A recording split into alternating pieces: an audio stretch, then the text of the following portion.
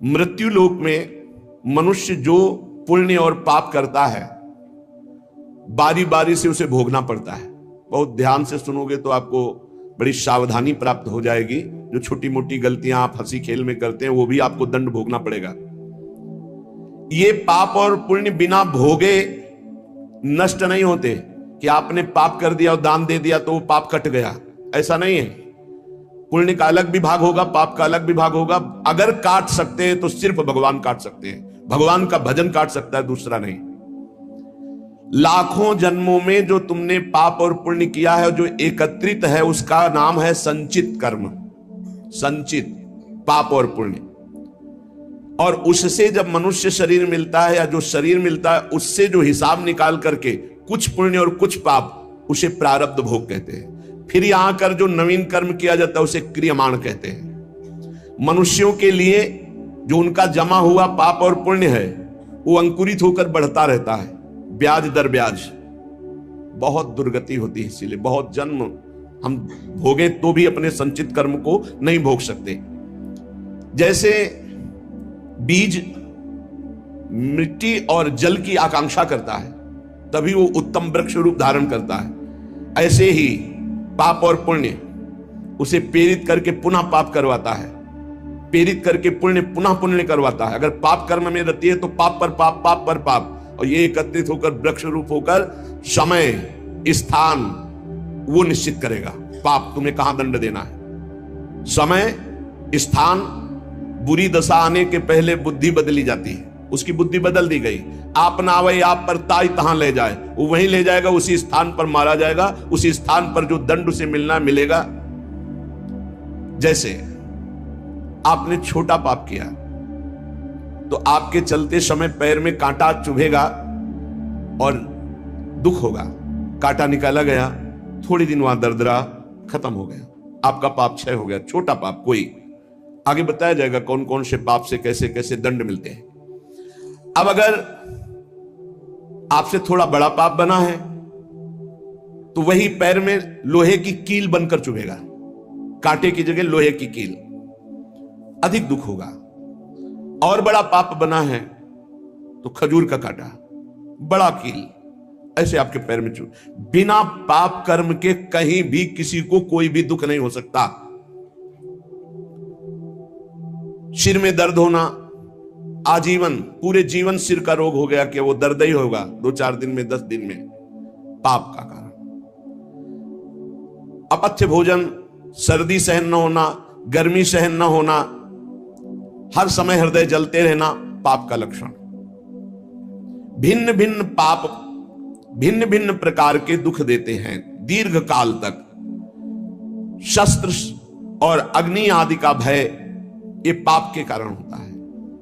अनेक जन्मों के संचित पाप कोई इसी जन्म के केवल नहीं है, वो केवल मंडराते रहते हैं आकाश में दंड देने के लिए, समय इंतजार करते हैं कि किस किस पाप से पापियों को कौन कौन सा नरक में दंड मिलता है, वो मैं बतला रहा हूं। जो नीच मनुष्य कामना और लोभ के वशीभूत होकर दूषित दृष्टि से हर स्त्री को भोग भाव से देखता है, जिसको देखता है बस काम भाव से देखता है।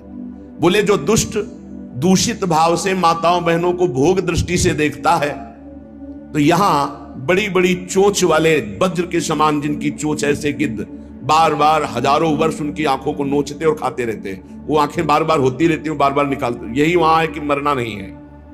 उनकी दोनों आंखों को वज्र तुल्य नरक के पंछी बार बार निकालते हैं और खाते हैं, और उनके पुनः नए नए नेत्र उत्पन्न हो जाते हैं। इस पापी को पलक झपकने तक के लिए विश्राम नहीं मिलता, निमिष तक के लिए कि थोड़ा चैन मिल जाए, महान दुख होता रहता है। हजारों वर्ष तक उसको इस नेत्र दर्द पीड़ा भोगनी पड़ती है। और फिर जब मृत्यु लोक में जन्मता है तो नेत्र रोगी पैदा होता है। वो यहां पैदा होगा नेत्र रोगी, या नेत्र ही नहीं है या नेत्रों में दिखाई नहीं दे रहा, कई तरह के व्यवधान, जिन्होंने नेत्रों का दुरुपयोग किया। अब जिन लोगों ने, जिनको तुम देख रहे हो इनकी जबान काटी जाती, बार बार जबान नोची जाती है, ये वही लोग हैं जो शास्त्र का गलत उपदेश किए हैं, गलत अर्थ किए हैं, अपनी वासना की पूर्ति के लिए शास्त्र का गलत प्रयोग किए हैं, जो किसी को गलत सलाह दी है, तो इनकी जबान बार बार छोटे छोटे हिस्से में तलवार से काटी जाती है। शास्त्र का उल्टा अर्थ बताया, उसकी जबान को वहां हजारों वर्ष काटा जाता है। खिलवाड़ नहीं, प्रश्न उत्तर कर देना। अगर आपका उत्तर गलत है तो आप नरक जाएंगे। प्रश्न करता तो आप पर श्रद्धा करके पूछ रहा है और आपने मनमानी उत्तर दे दिया और वैसा आचरण कर दिया तो उसको पाप नहीं लगेगा, पाप आपको लगेगा क्योंकि आपने आदेश किया है और आपकी दुर्गति हो जाएगी। इसीलिए अनाधिकारी को जब जनक जी महाराज विदेह राज ने पूछा, निमि जी ने नवयोगेश्वरों से कि मैंने यही प्रश्न कर्म के विषय में सनकादि से पूछा था, वो मौन थे, कोई उत्तर नहीं दिया, क्यों? तो बोले उस समय आपका ज्ञान जागृत नहीं हुआ था, आप उस समय अनाधिकारी थे, कर्म का बड़ा सूक्ष्म विषय होता है, इसीलिए मौन थे। ऐसा नहीं कि हर प्रश्न का उत्तर फटाक से दे दे और वो गलत है अगर उत्तर तो शास्त्र सम्मत नहीं है तो उत्तर देने वाले को नरक का दंड मिलेगा, उसकी जबान हजारों वर्ष वहां काटी जाएगी। जो शास्त्र का गलत अर्थ करता है, जो शास्त्र को अपनी वासना पूर्ति के लिए घुमा करके बोलता है, जो किसी को बुरी सलाह देता है, उसकी जबान यहां काटी जाती है, जो देख रहे हो। जो वेद की निंदा करते हैं, देवताओं की निंदा करते हैं, संतों की निंदा करते हैं, वैष्णव की निंदा करते हैं, गुरु की निंदा करते हैं, गुरु पर दोष दृष्टि करते हैं, गुरु को वक्र दृष्टि से देखते हैं, क्रोध दृष्टि से, उन सब को यहां भयंकर वज्रतुल्य वाले जिनकी चोंच है, ऐसे पक्षी गिरा गिरा करके उनके अंगों को नोचते हैं, जबान, आंख और उनके शरीर के अंगों को। जितने निमेष तक उनके द्वारा ये जिह्वा जनित पाप हुआ है, उतने हजार वर्ष तक उनको पक्षी नोचते हैं। जो नराधम बिना दोष के दो मित्रों में फूट डाल देते हैं, एक दूसरे की चुगली करके, पिता पुत्र स्वजन में भेद पैदा कर देते हैं, और जो पुरोहित, बहुत ध्यान देने योग्य बात, अनुष्ठान का संकल्प लेता लेकिन अनुष्ठान पूर्ण नहीं करता, जजमान को क्या पता? जो पुरोहित जजमान से नियत संख्या ले ली धन और अनुष्ठान पूरा नहीं किया, या जो अपनी माता और पिता का अपमान किया, जो अपनी शरणागत, अपने अर्धांग विराजमान पाणि ग्रहण की हुई पत्नी का विविध प्रकार से अपमान और शोषण किया, वो यहां आरे से चीरे जाते हैं हजारों वर्ष तक। दिखाया, देखो ये बीच आरे से आराम आराम से एक एक अंग चीरे जाते हैं। उस पुरोहित को भी दंड मिलता है, उस पुत्र को दंड मिलता है जो माता पिता का अपमान, उस पति को दंड मिलता है जो पत्नी का शोषण, उस पत्नी को दंड मिलता है जो पति से छल करती है। आप खुली आंख इनकी दुर्गति देख सकते हैं। जो दूसरों को कष्ट देने का स्वभाव बना लिया है, बातचीत चेष्टा से कष्ट ही देना है, जो दूसरों की प्रसन्नता में जलते हैं, जो दूसरों की घरों में, सोए हुए घरों में आग लगा देते हैं या फसलों में आग लगा देते हैं और उनको प्राणांतक कष्ट देते हैं, उन अधम पापियों को यहां जलती हुई आग में जलाया जाता है। तुम देख लो, तपती हुई बालू डालकर उनको भूना जाता है और यहां आग में उन्हें जलाया जाता है। जो एक जगह निमंत्रण मिला, फिर दूसरी जगह निमंत्रण मिला, तो पहले निमंत्रण वाले को छोड़ करके दूसरे के यहां निमंत्रण पाकर फिर पहले वाले के यहां निमंत्रण पाने गया। ऐसा नहीं है, यह नरक का कारण बन जाएगा। एक जगह निमंत्रण है, वहां गए, अगर हम भूखे हैं तो भूखे, नहीं मिला तो नहीं मिला, अब दूसरे दिन देखा जाएगा। 2 3 4 निमंत्रण, ऐसा नहीं। जो ब्रह्मर्षि किसी देव कार्य के लिए, पितृ कार्य के लिए यजमान के द्वारा निमंत्रित किया गया और वो दूसरी जगह भोजन कर लिया, दूसरे निमंत्रण को स्वीकार करके फिर उसके यहां भोजन करने गया, तो उसको यहां नरक में 2 टुकड़े करने वाला दंड मिलता, बार बार उसके 2 टुकड़े। ये बार बार बहुत जगह भंडारा, बहुत जगह निमंत्रण, ये ऐसा नहीं है, सिद्धांत है। तुम भूखे हो तो एक जगह चले जाओ और अपना पेट भरो, भजन करो। ये नहीं कि 5 जगह चले गए तो खूब दक्षिणा 5 जगह की मिली तो सुन लो। ये तस्मा शास्त्रम प्रमाणम, ये शास्त्र है, मनमानी नहीं। पहले ऐसा कभी ब्रह्म ऋषि जन नहीं करते थे। 5 घरों में भिक्षा मांग लो, या निमंत्रण है तो एक जगह जाके पेट भर लो जो रूखा सूखा मिले। ये 14 जगह भंडारा, 14 जगह निमंत्रण, तो उसकी व्यवस्था है। ये नरकगामी बना देगा, बुद्धि भ्रष्ट हो जाएगी। जो सदैव कड़वी बातें बोलकर लोगों के दिल पर चोट पहुंचाते रहते हैं, कुछ लोगों का ऐसा स्वभाव होता है, जब बोलेंगे तो हृदय की पीड़ा प्रकट हो ही जाए, ऐसा उनका है। ऐसे हैं वो, ऐसे बोलते हैं कि अत्यंत पीड़ा दे। ऐसा करने वालों को यहां के पक्षी टूट पड़ते नरक में लाते हैं, नोच नोच करके उनको खाते हैं। जो यहां किसी की चुगली करता है उसकी जिह्वा तेज छुरे से बार बार ऐसे ऐसे चीरी जाती है, फिर पूरी हो जाती है, फिर चीरी जाती है। जिन्होंने उद्दंडतावश अपने पूज्य जनों का अनादर किया, उनको मारा पीटा, गुरुजनों को, अपने गुरु को, माता को, पिता को, बाबा को, पितामह, ये पूज्य जन है, ये गुरु के समान पूज्य है। जो अपने गुरुजनों को, पूज्य जनों को अनादर करता है, दंड देता है, मारता है, पीटता है, वो देखो ये कुंड बने हैं विष्ठा के, पीब के और मूत्र के। मूत्र का कुंड, विष्ठा का और पीब का, नीचे करके मुख उन्हीं कुंडों में डाल दिया जाता है, ऊपर से पैक कर दिया जाता है। हजारों वर्ष वही खाओ वही सड़ो, कितना भयानक कष्ट है। नीचे के मुख करके उसमें डाल दिया जाता है। जो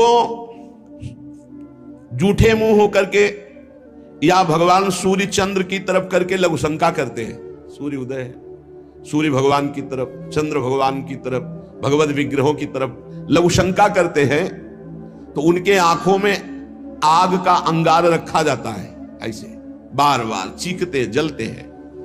जो जेठ होकर अपने लघु भ्राता की पत्नी के साथ गलत, पिता होकर अपनी पुत्री के साथ, भाई होकर अपनी बहन के साथ, या गुरु पत्नी के, ऐसे लोगों को तपाई हुई लोहे की स्त्री के साथ बेड़ियों से, लोहे की ऐसे जंजीरों से जो जलती हुई, उसी में जकड़ दिया जाता है।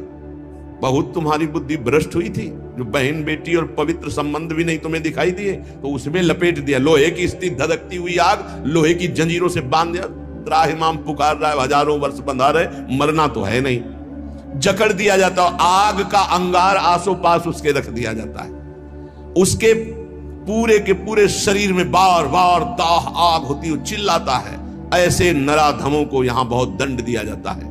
यमदूत कहते हैं, जो अपने कानों से गुरु की निंदा सुनता है, जो अपने कानों से वैष्णवजनों की निंदा सुनता है, जो दूसरों की निंदा सुनकर के हर्षित होता है, ऐसे पापियों को यमदूत जो लाते हैं यमराज के, वो तपाया हुआ लोहा उनके कानों में डाला जाता है। बार बार तपाया हुआ लोहा, बार बार। गुरु निंदा सुनी, संत निंदा सुनी, वैष्णव निंदा सुनी, सुनने वालों को, और बड़े हर्षित होते हैं। जब किसी की निंदा होती ना, तो कुछ लोग ऐसे हर्षित होते जैसे उनको सम्राट पद मिल रहा हो। जो देव मंदिर में जमीन लगाई गई, या किसी ऋषि मुनि को दान में दे दी गई, या कोई सभा भवन है सार्वजनिक, जो इनको तोड़वा कर उनकी जमीन हड़प लेते हैं, उस जगह अपना निवास स्थान बना लेते हैं, उसका प्रयोग करते हैं। यहां यमदूत उन्हें ला करके धीरे धीरे उनकी शरीर की खाल उदारते हैं। पूरी उधल गई, फिर शरीर में नई खाल, फिर धीरे धीरे होश में। ये नहीं कि देवालय की लगी हुई संपत्ति का प्रयोग कर लिया, या देवालय को विध्वंस कर दिया, या सभा भवनों को विध्वंस करके अपने लिए अपना कब्जा, तो फिर ये वो चीखते चिल्लाते, पर यहां दया नहीं है। जो गौ के स्थान में, पवित्र स्थान में जल में मल त्याग करते हैं, जैसे नदी है, कोई सरोवर है, या गौशाला है, या देवालय है, उसकी सीमा में मल त्याग करते हैं। यहां के बड़े बड़े कौवे जिनकी लंबी चोंच होती है, उनकी गुदा द्वार से आते खींचते हैं बार बार, बहुत होश में। जो अपनी कन्या का रकम दे के बेचते हैं, बेचना होता है कि हमको इतना, ऐसा एक से बेचा, फिर दूसरे के साथ बेचा, उसको यहां लाया जाता है और उसके शरीर में बड़े बड़े घाव किए जाते हैं, और फिर नमक की नदी है, उस नदी में डाल दिया जाता है। वो हजारों वर्ष। जो मनुष्य विकट संपत्ति और वो समस्याई नष्ट हो गई, पुत्र, भृत्य, पत्नी, बंधुवर्ग और बुजुर्ग जन, किसी का त्याग कर देता है विपत्ति आने पर, और अपना पेट पालन करने लगता है, इनको छोड़ देता है। तो यहां हम लोगों में कुछ यमदूत ऐसे हैं जो बिल्कुल कर्कश होकर के उनके मांस को नोचते हैं और उसी के मुंह में डालते हैं, उसी को खवाते हैं, उसे खाना पड़ता है। जो मनुष्य अपने पुण्यों को यहां बेच देते हैं, उनकी बड़ी दुर्गति होती है। जैसे 1 घंटा नाम कीर्तन करेंगे 500 रुपया लेंगे, अमुक कार्य करेंगे अमुक रुपया लेंगे। जो अपने पुण्यों को बेच देते हैं, कई तरह से बेचना होता है, उनकी व्याख्या कहां तक करें। जो अपने पुण्य कार्यों का दाम लेते हैं, बेच देते हैं, वो पापी हैं और उनको यहां चक्कियों में डाल के नरक में पीसा जाता है, जैसे आटा पीसा जाता है। जो जीवन में अपने किए हुए पुण्यों को बेच देते हैं, उनको वहां चक्की में जैसे आटा पीसा जाता है, ऐसा पीसा जाता है। ये ना समझो कि मौज ले लो, यहां तुम मनमानी कर लो, भोगना पड़ेगा। अवश्य में भोक्तव्यम, नरक में जाकर के हिसाब भोगना पड़ेगा। चक्कियों में पीसे जाते हैं जो अपने पुण्य कर्मों को बेचते हैं।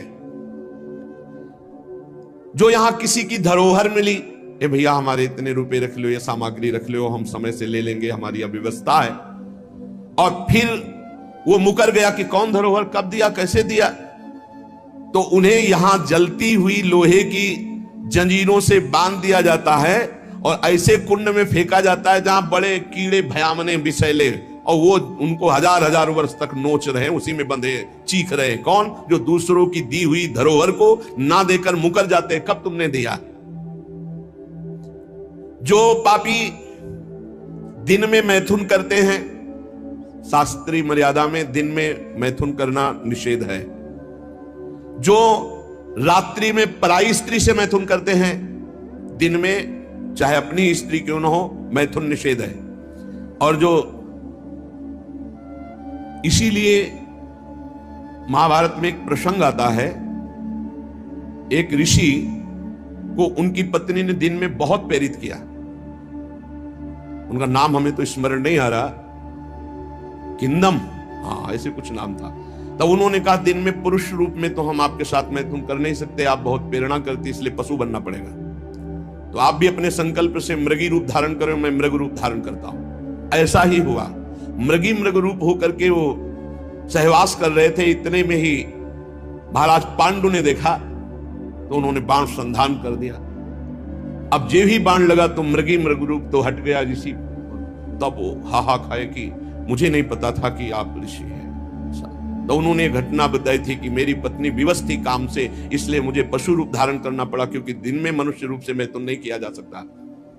जाओ, तुमने मुझे इस स्थिति में मारा है, अगर ऐसी स्थिति तुम्हारी हुई अपनी पत्नी के साथ तो तुम्हारी मृत्यु का योग हो जाएगा। मृत्यु का योग हो भी गया। तो जो दिन में अपनी स्त्री से या रात्रि में पराई स्त्री से, वो यहां पापी जन लाए जाते हैं। बहुत गहरा कुंड है जो खोपड़ी के बल उसमें छोड़े जाते हैं, लोहे के बड़े बड़े नीचे कांटे लगे हुए हैं, पूरा बिंद जाते हैं, फिर निकाले गए, फिर फेंके। अरे भाई होश में, जो सदैव नई नई भोग प्रवृत्ति के लिए नवीन नवीन स्त्रियों को फंसाते रहते हैं और उनसे सहवास करते हैं। तो यहां एक बहुत बड़ा वृक्ष है सेमर का जैसा, और उसमें बहुत भी विषैले कांटे हैं। उस पापी को उसमें जबरदस्ती खींचा जाता है, बार बार नीचे बार बार ऊपर, करो आलिंगन। अधिक मात्रा में वो खून से लथपथ होकर जहरीले कांटे लगने से व्याकुल होकर त्राहिमाम पुकारता है। जो लोग पराई स्त्रियों को फुसलाकर उनके सतीत्व को नष्ट करते हैं, जो लोग अपने धन के घमंड में आकर गुरुजनों को नीचा दिखाते हैं, जो लोग अपने गुरुजनों के प्रति रोष दृष्टि रखते हैं, उनको यहां लाकर जैसे चटनी पीसी जाती शिला में, ऐसे बड़ी बड़ी शिलाओं से उनको पीसा जाता है और वो बहुत कष्ट पाता है। ये यमलोक बड़ा दुखमय है, दिन रात यहां व्यथा ही व्यथा है। जो यहां दूसरों के मांस को खाते हैं तो बड़े बड़े हाथियों से उनको पहले कुचलाया जाता है, चिरवाया जाता है, फिर कोल्हू में पेरा जाता है। बढ़िया आनंद लो। यहां जो कर रहे हो इसका बहुत लंबा हिसाब होगा। लोग सोचते हैं कि ये गप है, 5 मिनट में हिंसा की आजीवन कारावास, लाखों जुर्माना, तुम्हें यहीं से अनुमान लगा लो। यहां तो बहुत छोटा हिसाब किताब है, वो तो अनंत ब्रह्मांडों का हिसाब किताब है। जो अपने पूर्वजों को पिंडदान नहीं देता, हवन नहीं करता, शास्त्र मर्यादा के अनुसार नहीं चलता, जो बिना पाणी ग्रहण किए व्यभिचार करता घूमता रहता है, ऐसों को बड़े बड़े ऊंचे पर्वत से नीचे खोपड़ी के बल फेंका जाता है। और जब नीचे गिरता है तो बड़ी बड़ी विषैली चींटियां चिपक जाती हैं और काटती है। अब और सावधानी की बात, जो पापी पुरुष के द्वारा दिया हुआ दान लेता है, स्वीकार करता है, पापी होश में ये रुपए की गड्डी नरक पहुंचा देगी। जो पापी पुरुषों द्वारा दिया हुआ दान लेते हैं, चाहे वो यज्ञ कराने के लिए, चाहे वो किसी भी कार्य के लिए, उन मनुष्यों को पत्थर के भवन में छोटे से ऐसे गैसील, बिल्कुल गैस ऐसी जहरीली, उसमें कीड़े की तरह उन्हें बंद कर दिया जाता, बाहर से कोई वायु नहीं, बंद। अब कितने हजार वर्ष, कितनी घबराहट है। अब सोचो, पत्थर के छोटे छोटे ऐसे भवन, उनमें गैस भरी हुई जहरीली, उसमें बंद कर दिया गया। दशांश लिया जाता धर्मात्मा पुरुष का, दशांश दान है धर्मात्मा पुरुष का, 100 मेहनत से कमाए। अब अगर तुम 10 रुपए दान कर दोगे तो बहुत बड़ी बात हो जाएगी। एक गरीब आदमी बड़ी मेहनत से अपना पेट पालता था, तो एक किसी व्यापारियों के संग में था। तो सब व्यापारी बड़े बड़े अपने अच्छे पदार्थ भोजन के, वो खिचड़ी लाया था घर से, कहीं यात्रा में था। उसका नाम भोला भी था, भोला एक किसान आदमी। तो अपनी थाल में रख के पानी भरने के लिए गया, इतने में कुत्ता आ गया, एक कुत्ता खा, वो दूर बैठ गया, कुत्ते को खा गया। सब व्यापारी उसका मजाक उड़ा रहे थे। फिर अपनी थाल ली, मांझ करके रख दिया, और जो जल था उसी को पी लिया। रास्ते में जा रहे थे, एक भयानक ब्रह्म राक्षस प्रकट हुआ। अलग अलग कोटि के प्रेत भी होते हैं। अब तो सबके होश उड़ गए। भोला एकदम सीधा आदमी था। ब्रह्म राक्षस ने कहा सबको मार देंगे हम व्यापारी। तो भोला ने कहा शुरुआत हमसे करो। तो उनका तुम्हारे ऊपर तो हाथ नहीं उठा सकते। क्यों? क्योंकि तुमने कभी बेईमानी नहीं की, धर्म से कमाए हो, और आज तुमने इतना बड़ा पुण्य किया कि भूखे थे, अपनी मेहनत की कमाई की खिचड़ी कुत्ते को खाने दिया। अगर वो पुण्य मुझे दे दो तो मैं ब्रह्म राक्षस योन से मुक्त हो जाऊं, किसी को नहीं दंड दूंगा।